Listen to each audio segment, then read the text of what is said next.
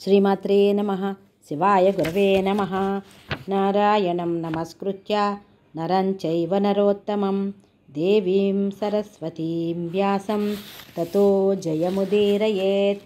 వ్యాసం వసిష్ఠనప్తారం శక్తే పౌత్రమకల్మషం పరాశరాత్మజం వందే సుఖతాతం తపోనిధిం. వేదవ్యాస విరచిత మహాభారతం సంక్షిప్త గాథ. ఇంద్రపదవిని అధిష్ఠించిన నహుషుని కుమారుడు యయాతి. ఆయన కుమారుల్లో చివరివాడు పూర్వు. ఇతని కారణంగానే పురువంశం ఏర్పడింది. ఈ పురువంశీయులలో ప్రముఖుడు ప్రతీప మహారాజు. ఆ మహారాజు సర్వప్రజలను అనురాగంతో చూస్తూ ధర్మమార్గం విడవకుండా చిరకాలం రాజ్యపాలన చేశాడు. తన కుమారుడైన సంతనుడికి రాజ్యాన్ని అప్పగించి తాను తపోవనానికి వెళ్ళాడు. సంతనుడు రాజ్యం పాలిస్తూ దేవేంద్ర సదృశంగా వెలుగుతున్నాడు. ఒకనాడు ఆయన ధనుర్బాణాలు ధరించి వేటకు వెళ్ళి మృగాలన్నిటినో సంహరించి గంగా తీరానికి వచ్చాడు. అక్కడ విశ్రాంతిగా విహరించే సమయంలో గంగ దివ్యాంగనా రూపంలో ఆయనకు కనబడింది. ఆమెను చూసి అతడు మోహించి ఆమెను వివాహం చేసుకున్నాడు. వివాహానికి ముందు గంగ, మహారాజా, నాకేమీ అభ్యంతరం లేదు, అయితే కొన్ని నియమాలున్నాయి. నా మాటను కాదన్నా, నా మనసుకు కష్టం కలిగించినా ఆ క్షణంలోనే నేను మిమ్మల్ని విడిచి వెళ్తాను.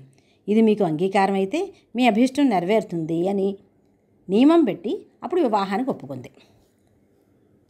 వారి సంసారయాత్రలో గంగ 7 బిడ్డలను కని అందరినీ నదీ ప్రవాహంలో విడిచి 8వ కుమారుని కూడా అదే రీతిగా వెళ్ళడానికి సన్నద్ధం అవుతుండగా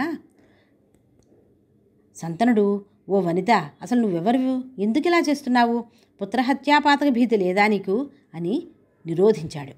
నియమానుసారం నేను నిన్ను విడిచి వెళ్తున్నాను అంటూ గంగ, నేను జాహ్నవిని, సర్వముని సంఘ సేవితను, దేవకార్యార్థం నీ దగ్గరికి వచ్చాను. వశిష్ఠుల శాపం వలన వసువులకు నజన్మ ఎత్తవలసి వచ్చింది. నన్ను వేడారు.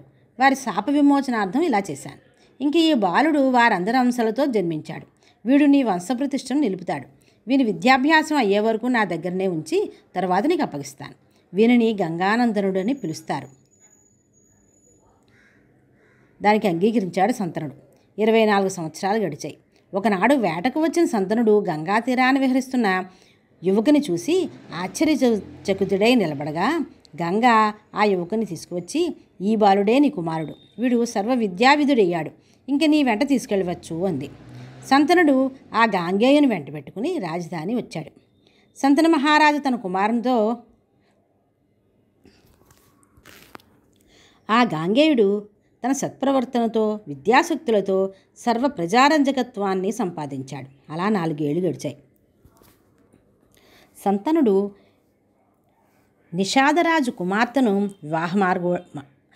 వివాహమాడగోరి ఆ రాజును సమీపించి ఆమెను తనకు భారీగా ఇమ్మని అడిగాడు. తన బిడ్డకు అంతకంటే ఉత్తమ వరుడు లభించడని, అయితే తన కోరిక ప్రకారం ఆమెకు కుమారుడే రాజ్యాధికారి కావాలని ఆ నిషాదరాజు అడిగాడు. సంతనుడు ఆమోదించలేక తిరిగి వచ్చి విచార హృదయంతో ఉన్నాడు. తండ్రి విచారం తెలుసుకుని గాంగేయుడు కులవృద్ధులతో నిషాదరాజును చేరి, దాసరాజా, నీ నియమానుసారం నీ దౌహిత్రుడే రాజ్యాధికారి అవుతాడు. నేను ఈ క్షణంలో రాజ్యవాంఛ త్యాగం చేస్తూ నా సర్వాధికారాలను వదులుకుంటున్నాను అన్నాడు. అప్పుడు దాసరాజు, రాజనందన, నీ మీద నాకు విశ్వాసం ఉంది, కానీ నీ సంతానం రాజ్యకాంక్ష లేకుండా ఉంటారని నాకు నమ్మకం ఉండదు కదా అన్నాడు. దాంతో, ఓ దేవతలారా, పితృప్రియం కోరుతూ నేను చేసే ప్రతిజ్ఞ ఆలకించండి. ఇత పూర్వమే నేను రాజ్యవాంఛ విడిచిపెట్టాను. ఇప్పుడు బ్రహ్మచర్య వ్రతం స్వీకరిస్తున్నాను. అద్య ప్రభృతి ఈ నియమాన్ని ఆజన్మాంతం సాగిస్తాను అన్నాడు గాంగేయుడు. దాసరాజు హృదయం పొంగి పొలకించింది. మరుక్షణమే తన బిడ్డను గాంగేయునితో రథం ఎక్కించి హస్తినాపురం పంపాడు. కుమారుని ప్రయత్నము ప్రతిజ్ఞా విన్న సంతనుడు అతనికి స్వచ్ఛంద మరణం వరంగా ఇచ్చి సత్యవతిని విద్యుక్తంగా వివాహమాడాడు. సత్యవతి సంతనుల దాంపత్య ఫలంగా చిత్రాంగదుడు, విచిత్రవీరుడు అను కుమారులు 2 కలిగారు. వారికి ఇంకా యవ్వనం రాకుండానే సంతనుడు దివంగతుడయ్యాడు.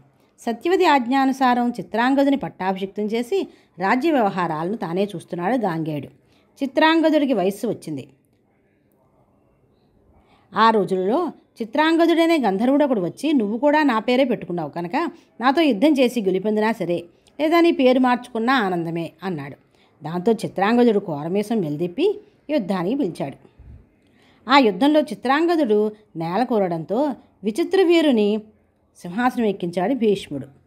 విచిత్రవీరుడి వయసు రాగానే గాంగేయుడు కాశీరాజు కన్యలను ముగ్గురిని స్వయంవరంలో జయించి తెచ్చి తన సోదరునికిచ్చి పెళ్లి చేయాలనుకున్నాడు. వారిలో అంబ తాను అంతకుముందే సాల్వ దేశాధిపతికి తన హృదయం అర్పించాలని చెప్పింది. ఆమెను రథం మీద వెనుకకు పంపి అంబికా అంబాలికలకు విచిత్రవీరు